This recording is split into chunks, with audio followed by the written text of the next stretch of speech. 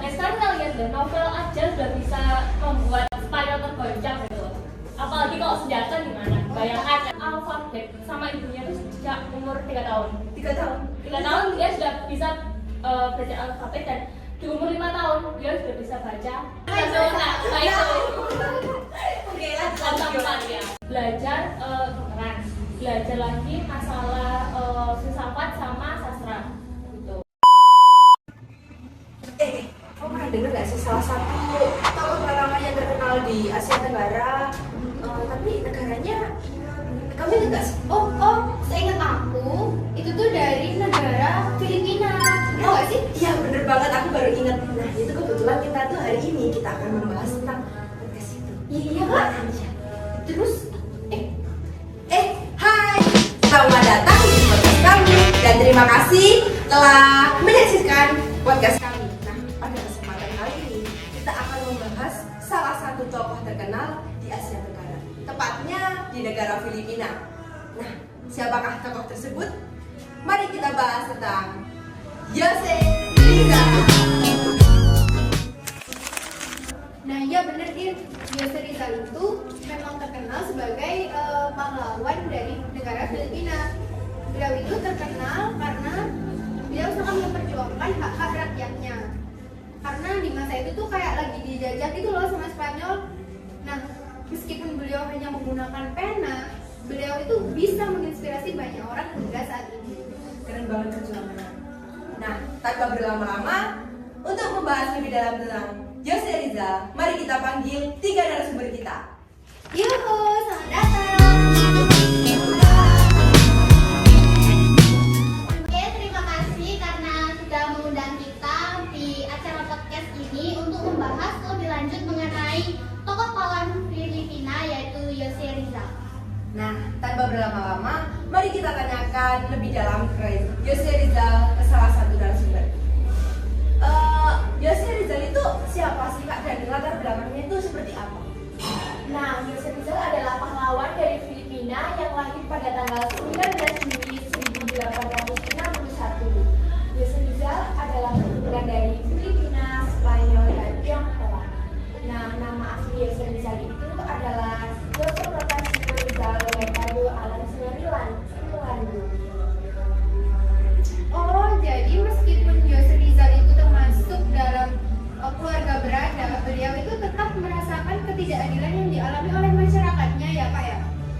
Nah, memang itu terletak di saat dia ini kan seorang Tionghoa ya, otomatis tuh di saat itu sentimental dari penduduk setempat itu buruk terhadap orang lain yang berbeda ras gitu kan.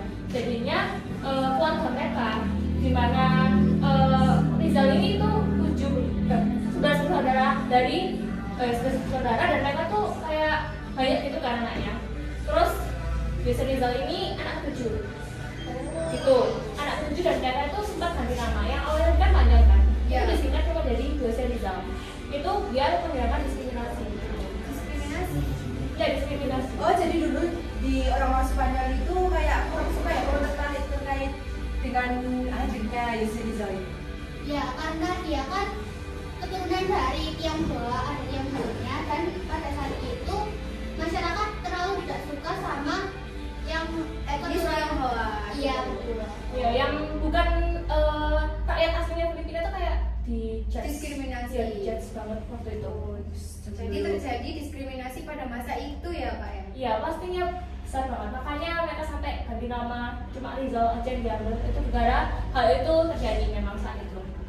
Ngomong-ngomong soal tadi nih, aku kayak tertarik dalam pendidikannya Jose Rizal itu seperti apa sih? Dan kayaknya panjang sekali. Nah, ini yang paling menarik ini pendidikannya. Jose Rizal itu kan orang berpendidikan, terpelajar. Dia itu bahkan dikenalkan alfabet sama ibunya tuh sejak umur 3 tahun. 3 tahun. 3 tahun dia sudah bisa belajar alfabet, dan di umur 5 tahun dia sudah bisa baca dan nulis. Keren sekali. Dan lebih kerennya apa lagi? Dia di umur 16 tahun sudah lulus SMA dari SMA Antonio Municipal de Manila. Jadi SMA-nya itu juga di Filipina atau pergi ke luar negeri? Itu kebetulan SMA-nya di Filipina ya, tetap di kota Manila itu yang ada di ibu kotanya Filipina. Oh, Jose Rizal ini kayak multi talent banget ya, udah Iya. jadi sampai sastra juga. Iya, itu pendidikannya itu dia ambil kan. Setelah dia lulus itu dia sebenarnya nggak dapat ijazah karena memang terlalu muda. Itu pertama. Kedua, dia ke Santo Thomas di Amerika untuk ambil jurusan survei tanah. Di sana dia dapat yang namanya diskriminasi lagi. Kenapa tuh Kak? Kenapa? Jadi karena tadi rasnya itu tadi kan. Berasal dari Tionghoa. Iya, rasnya itu kan keseriatan kan. Jadi orang-orang itu Tapi di Bali itu orang tuanya setuju nggak sih kalau dia sering mencari pendidikan di luar negeri? dan pastinya setuju ya. Iya. Ya kan di Bali itu kan umurnya juga masih belum mantap. Ya, belum stabil gitu kan. Ya, tapi kalau dia dari ibunya sih kan kayak dukung banget kan. Sudah belajar alfabet dari kecil 3 tahun gitu kan. Dari Santo Thomas itu dia belajar yang namanya survei tanah. Dia sampai diskriminasi dan akhirnya dia nggak sampai lulus, hengkang dari situ. Oh, tapi aku dengar-dengar nih Kak, Yose Rizal ini katanya punya mentor. Belajar bahasa dari rumah. Oh iya, dari rumahnya pasti ibunya kan, ibu sama ayahnya kan punya keturunan dari luar negeri juga kan, Iya. dari Filipina. Itu dan dia punya kalian berapa itu bahasanya? Ada 22 Iya. bahasa. Literally 22. Iya. Yang menguasai 22 bahasa. Ampun. Keren ya. Setelah SMA kan dia kuliah dan itu melanjutkan pendidikan gimana yang tentang survei tanah itu. Dia hengkang dari Santo Thomas. Dia lanjut ke Spanyol tanpa sepengetahuan orang tua. Tanpa sepengetahuan orang tuanya. Kok bisa? Ya nggak tahu ya, mungkin dia memang tekad belajarnya kuat. Oh. Dia pindah ke Spanyol di Central Madrid waktu itu. Central Madrid. Ya, Central Madrid dan dia tuh ambil jurusan kedokteran. Kedokteran. Survei tanah ke kedokteran. Ya, Wah, abis itu ke sastra kayak ada 2 lagi. Habis kedokteran dia ambil 2 lagi. Sastra sama filsafat. filsafat sama sastra. Jadi ada 2 ya? Jadi dia belajar di sini kan ada belajar survei tanah, belajar kedokteran, belajar lagi masalah filsafat sama sastra gitu. Oh, di Bali itu semuanya, tapi kok dipikir-pikir dia masih kecil sudah pengetahuannya itu sudah luas, jadi dia Iya. sudah bisa membaca, menulis itu kan, dan juga dia kan 7 bersaudara dari 11. Oh, 11 saudara. Iya, 11 bersaudara dari yang ke-7. Nah, Iya. itu dia kok bisa, kan biasanya orang-orang zaman dulu itu keuangannya ataupun kayak pendidikannya itu gak kurang gitu. Kok bisa? Kan dia berasal dari keluarga berada. Oh, kenapa Nah, iya. Karena dia itu kan berasal dari keluarga petani. Nah, tentunya kalau petani yang mapan pasti punya ladang kan. Nah, dari ladang-ladang tersebut itu bisa menghasilkan uang untuk mencukupi keluarganya. Walaupun keluarganya itu anaknya terbilang banyak ya, karena ada 11, tapi dia 7 dari Anak 7 dari 11 saudara masih bisa keluar ke luar negeri itu ya. Rich family, Ya, rich man.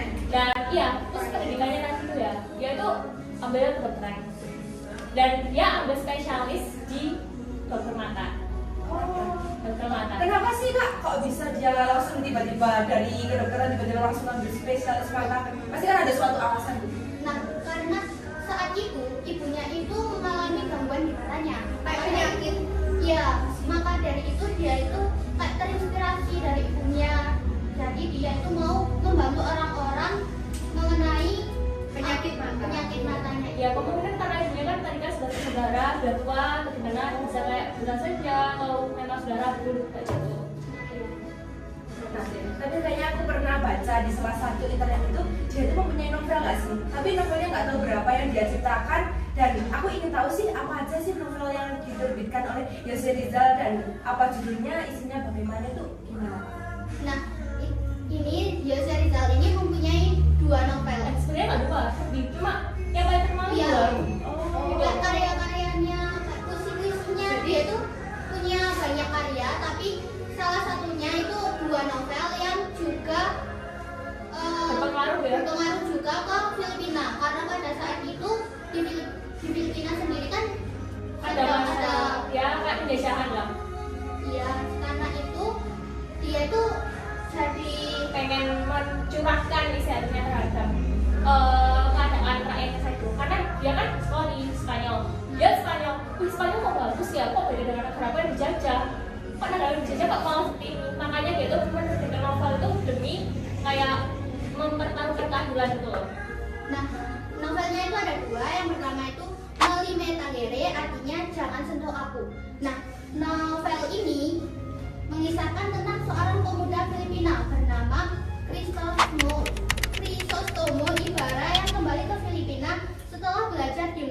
negeri. Ketika dia pulang, dia itu melihat banyak sekali penindasan dan juga korupsi yang ada di Filipina. Maka dari itu, dia melalui karakter si Rizal ini, Rizal itu menggambarkan bahwa di rakyat Filipina itu terjadi penindasan dan juga korupsi, apalagi yang dilakukan oleh rakyat Spanyol itu yang menjajahnya. dan juga ada dari pihak gereja juga kan. Iya, waktu itu ini cerita menarik ya, ini tentang gereja. Nah, gereja ini kenapa kok bisa tentang gereja? Menarik ya, kan agama Katolik itu kan dibawa oleh Spanyol kan. Ya. Lalu saat ini kan susah pendidikan nih si misalnya dia balik ke Filipina, dia tuh ketemu sama cewek namanya Josephine Bracken. Nah, dia itu pengen menikah, tapi tidak bisa disahkan di gereja. Gerejanya nggak mau. Kenapa tuh Kak? Kenapa alasannya? Ada alasan yang kuat sih ternyata. Mungkin ya karena dia itu kan gereja ini kan Katolik ya, bawaan dari Spanyol sendiri. Mungkin Romo atau pastornya itu nggak mau, karena dia kan sudah ada bukti kayak dia pernah buat novel pemberontakan tentang Iya. si Spanyolnya. Oh iya iya. Jangan itu. Dan novelnya itu kan pasti sangat kontroversial ya, karena mengungkit tentang penindasan yang dilakukan oleh Spanyol yang terjadi di Filipina. Maka dari itu dari pihak gerejanya Tidak menyetujui. iya, karena mengira bahwa si Jose Rizal Itu ini pemberontak. adalah Oh, pemberontak. luar biasa sekali Kak. Terus kan di masa itu kan ada pemerintah kolonial sama gereja. Nah, tanggapan mereka tuh apa mengenai hal ini? Oh jadi gini, aku cerita dikit ya tentang penerbitan novelnya itu ya. Oke. Ini pertama memang sebenarnya dari novel guys. Novelnya itu awalnya itu kan nggak boleh terbitkan. Jadi si Jose Rizal ini menulis novelnya itu di Spanyol. Menulis di Spanyol, tapi dia menerbitkan di Jerman. Karena mungkin kita tahu kalau misalnya kita terbitin buku nih, terus kelihatan loh, kok bukunya kayak gini. Negara itu kan pasti tahu, oh pemberontak ini, pemberontak. Nah, akhirnya diterbitin di Jerman.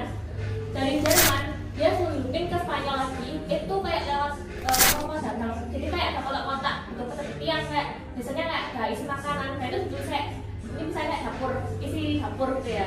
Itu diselundupin di situ, diantar ke Barcelona. Barcelona itu di Spanyol juga kan.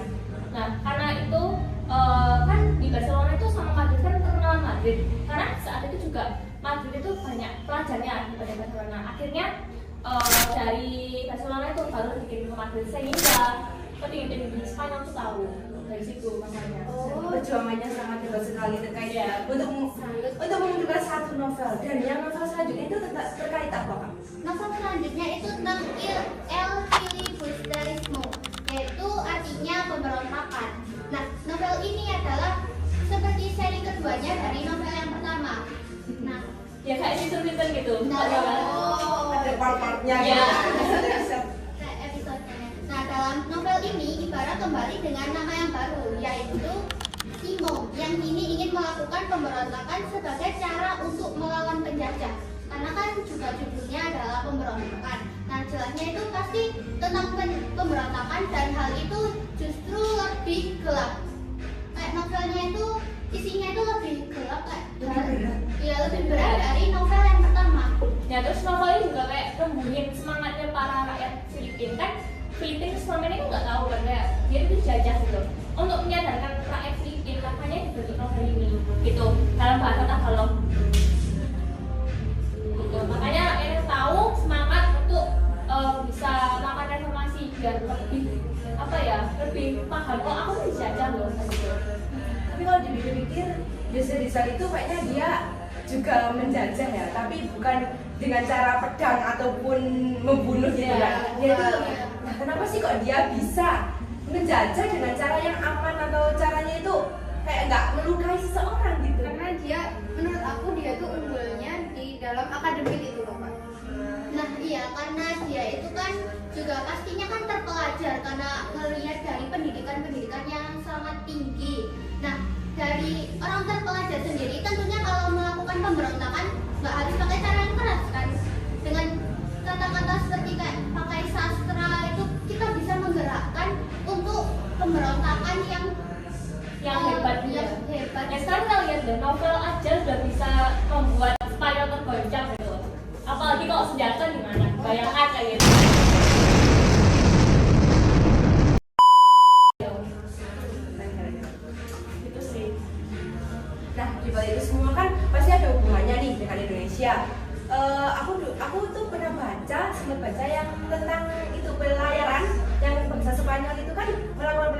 Indonesia tapi nggak jadi, malah kemana gitu. Kalian pernah tahu nggak sih? Yang dulu tuh yang Spanyol yang ke arah timur, terus ke arah barat gitu kan. Dan apa kebalik itu? Kebalik. Yang Spanyolnya ke barat, lalu yang Portugis itu ke arah selatan ya? Iya. Oh, enggak, itu kan Spanyol di sini, dia berarti ke barat. Barat ya, nanti dia dibagi malam Ternate, ya di situ. Terus mereka tuh kan pertamanya kan Portugisan, soalnya kan memang perjanjian kan antara barat atau timur. Mereka kan ketemu di Indonesia, akhirnya mereka perjanjian di mana si Spanyol ini akhirnya harus ke Cebu Filipina gitu. Ya, karena ada perjanjian Saragossa. Iya, perjanjian Saragossa sekali. Nah, itu yang memicu Spanyol untuk menjajah di Filipina. Nah, pada kali ini kita dapat simpulkan itu gimana Kak kesimpulannya dari pengalaman hidupnya Yose Rizal, dari dia lahir sampai dia meninggal. Tapi sebelumnya nih dia itu kayaknya saya baca-baca nih dia belum tua atau masih muda gitu, dia sudah meninggal. Iya, Itu meninggalnya tuh katanya tragis gitu. ya, kayak Boleh karena diceritakan? itu dia meninggal tepat tanggal 30 Desember 896. Itu bukan pas sih, kayak dia masih umur 35 tahun. masih 35 tahun. Oh, masih Iya. muda banget. Kasihan Dan banget. Ya, dibunuh oleh Spanyol sendiri. Oh, itu udah nikah Karena- belum sih Kak posisinya? Udah. Yang tadi sama Josephine Baker, tapi yang belum direstui gereja itu. Oh, Tapi itu jadi menikah secara diam-diam. ilegal ya? Kayak di luar gitu kan? Iya. Tapi mungkin kalau di Katolik mungkin kayak perjanjian kan, kayak pemberkatan janji gitu ya. Mungkin mereka janji cuma nggak diberkati oleh romonya seperti itu mungkin. Oh, gitu. Iya. Lah, gimana sih pas meninggalnya tuh? Kayak Waktu itu dia balik ke Filipina tahun 1892. 1892 dia balik ke Filipina. Dia bentuklah suatu organisasi kayak reformasi. Itu namanya La Liga. La Liga, itu dari bahasa mana Kak? Kemungkinan Spanyol ya, karena di Spanyol tuh namanya juga La Liga. Sepak bolanya La Iya, Liga. sepak bola sekarang nggak sih? Madrid Barcelona, nah itu. Oke, lanjut. Kontak ya. É diferente, tenho certeza vai tirar a sua mente. E quando eu te pegar, você vai ficar louca, louquinha dentro da roupa. Quando eu te pegar, vou fazer. I know it hurts you, but I need to tell you something. Oke, selanjutnya tuh negara itu kan itu dia reformasi kan, dia bentuk organisasi itu. Akhirnya si Rizal ini tuh kayak dituduh kan, maksudnya dituduh sama saya, oh kamu ini pemberontak gitu ya, pemberontak. Akhirnya dia kayak bilang, iya aku pemberontak memang, dan aku pengen adanya revolusioner di Filipina. Itu benar-benar belak-belakan dia bilang aku memberontak gitu. Ya, sebagai kayak aku nih benar-benar aktivis reformasi kan sebenarnya. Ah, iya. Maka dari itu dia itu di Tembak, apa sih namanya? tembak. Sebelum ditembak itu kan dia diasingkan dulu Diasingkan. selama 4 tahun. Diasingkan kemana Kak? Mindanao atau Pita apa gitu, Pita Mindanao gitu. Nah, selama itu dia itu juga mendirikan sekolah bagi anak-anak yang ada di Filipina pada saat itu. Sekolah. Di dekat pengasingan ya. Iya. Oh, Jadi dia diasingkan tapi dia mendirikan sekolah. Iya. Iya. Sekolahnya tuh untuk umum atau Itu kurang Hanya tahu beberapa. tapi kemungkinan mungkin bagi orang-orang waktu itu yang dijajah untuk baca tulis dan berhitung dulu mungkin ya. Kayak gitu. Mungkin ya, kayak anak keren sekali ya Yose Rizal ini kayak Setelah dia diasingkan itu lalu gimana Kak?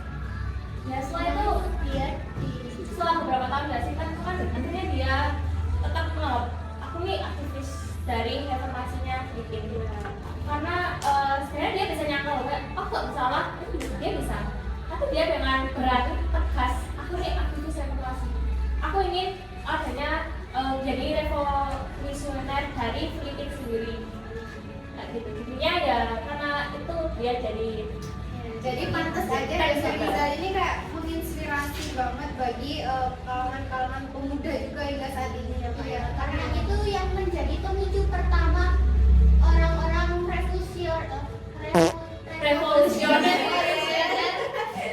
untuk kembali memberontak kepada si Spanyol. Ya, karena kalau ada dia tuh orang Filipina kayak nggak ada sadaran gitu. Tapi kalau diingat-ingat, kita juga punya nggak sih salah satu pahlawan yang seperti Yese Rizal? Itu kayak Budi Utomo nggak sih? Nah, Ya. Budi Utomo kan dia juga mendirikan sekolah.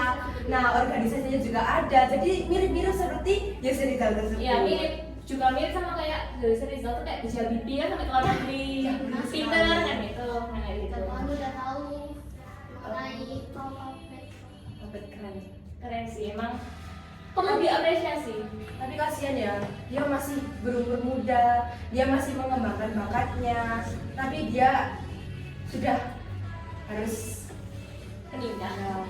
jadi tapi aku akui dia itu sangat keren sekali dalam untuk memperjuangkan rakyatnya, dan juga dia itu konon katanya itu salah satu pahlawan yang terkenal di negara Filipina. Ya kan? Iya, memang. dia sampai ada sekolah yang memakai namanya Yose Rizal. Jadi sekolahnya tuh kayak Yose Rizal betul-betul kayak Ya biar kayak mengenang itu lah.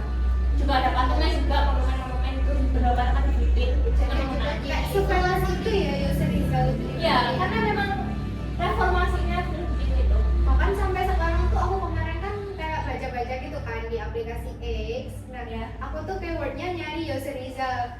Itu tuh waktu ulang tahunnya Yose Rizal itu banyak banget loh yang masih ngucapin di aplikasi tersebut. Dan kebanyakan emang kayak dari kalangan muda gitu. Ya pastinya mudah sih, karena memang ya emang keren dia, kayak nggak ada kata buat apa ya, melampiaskan kata lagi buat si dia.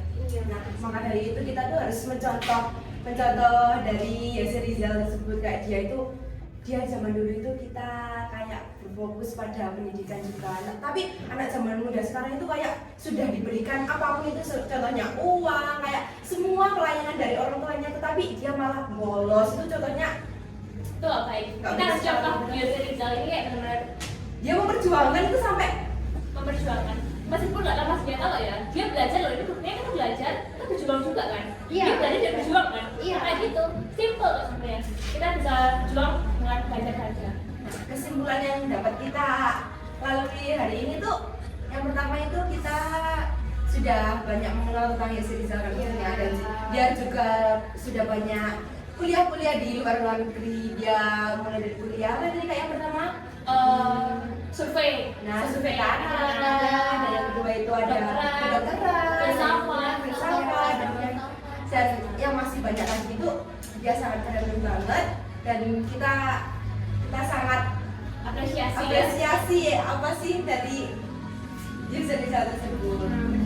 Nah, kita juga sudah banyak pengetahuan intinya tentang gimana sih cara dia memperjuangkan negaranya atau negara Filipina. Baik, kami selaku dari tim Yose Rizal. podcast Yose Rizal, kami pamit undur diri. Terima kasih banyak telah menonton.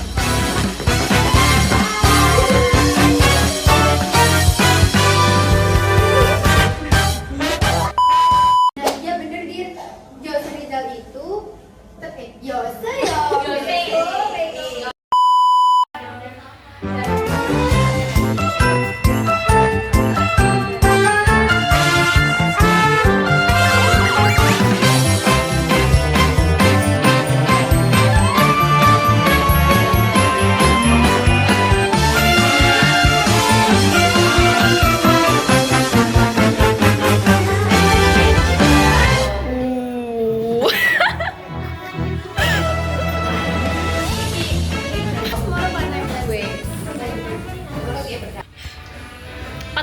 tanggal hari ini kan atau Madrid Barca